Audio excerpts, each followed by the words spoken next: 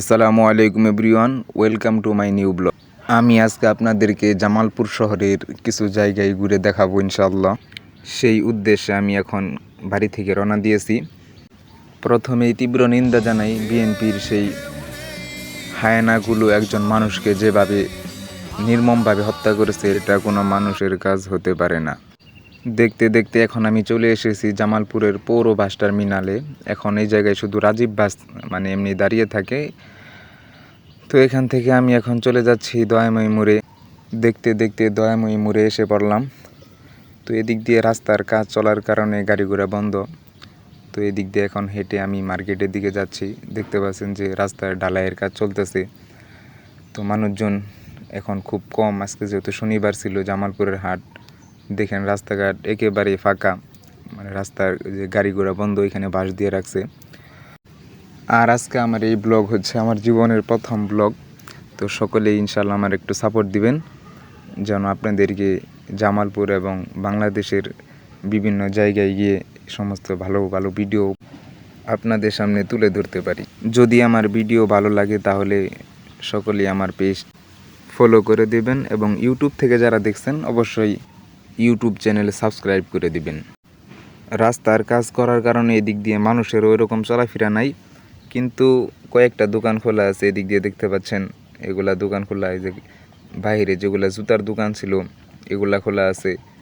সামনে এই বেকু দিয়ে মাটি উঠাইতেছে, গাড়ি ঘোড়া এদিক দিয়ে একেবারে বন্ধ। তো আমি দেখলাম যে আজকে প্রতিদিনের তুলনায় আজকে শহরে অনেক মানুষ কম। যেহেতু এটা আমার প্রথম ভিডিও, তো মানুষ সবাই আমার দিকে তাকিয়ে আছে যে ক্যামেরা নিয়ে এইভাবে একজন লোক গেতেছে, সবাই শুধু তাকিয়ে দেখতেছে আর কি। তো আমি একটু লজ্জাবোধ করতেছি প্রথম। সাইড থেকে এক ভাই এসে জিগাইলো, ভাই আপনার ইউটিউব চ্যানেল এবং ফেসবুক পেজের নাম কি?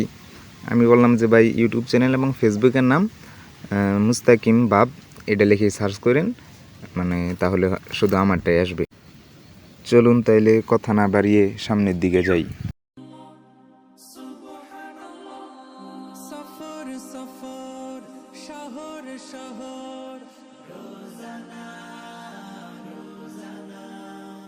সময় কখন কোথায় দাঁড়ায় অজানা অজানা, জীবনের প্রতি পাঠে একা একা চলি পথে আর চলে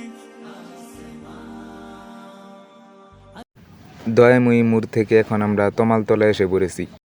হারাই দেবেন। আসসালামু আলাইকুম। ভাইজানের নাম কি? আমার নাম ইব্রাহিম।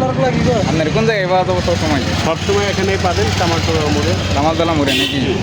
এই তাজ হোটেলের পাশে নাকি? ক্যামেরা বন্ধ করে আসতেছিলাম, ভাইয়ের সাথে দেখা হলো। পরে ভাই বললো যে ভাই আমার একটা দোকানের একটা ভিডিও করে নিয়ে যান, তারপর আপনার ব্লগে ছেড়ে দিন। পরে বললাম ঠিক আছে ভাই। তো আপনারা যারা মার্কেটে আসবেন, ভাইয়ের কাছ থেকে এক গ্লাস এই গরমের ভিতরে ঠান্ডা শরবত খাবেন মাত্র 10 টাকা দিয়ে। আরও দিনের তুলনায় আজকে জামালপুর একটু রোদ বেশি, মানুষজন রোদের কারণে খুব কম এদিক। হয়তো তারা বিকেল দিক দিয়ে মার্কেটে আসবে। তো এখন বিকেল হয়ে গেছে, প্রায় 5টার উপরে বাজে, আসর নামাজ শেষ হয়েছে। এখান থেকে হাঁটতে হাঁটতে ফয়েজদারির দিকে যাব। তো ফয়েজদারি যাওয়ার পরে দেখাবো আজকে ফয়েজদারির ভিউ কীরকম, ওই জায়গায় মানুষজন কীরকম আসছে, এগুলো আজকে আপনাদের এই ভিডিওতে দেখাবো ইনশাল্লাহ। সবাই ভিডিওর সাথেই থাকেন। এটা হচ্ছে ঢাকাই পট্টি, এইখানে অনেক কিছুই খুচরা এবং পাইকারি বিক্রয় করা হয়। আসমানি রঙে ডুবে অনুরাগে অনুভবে খুঁজে পাই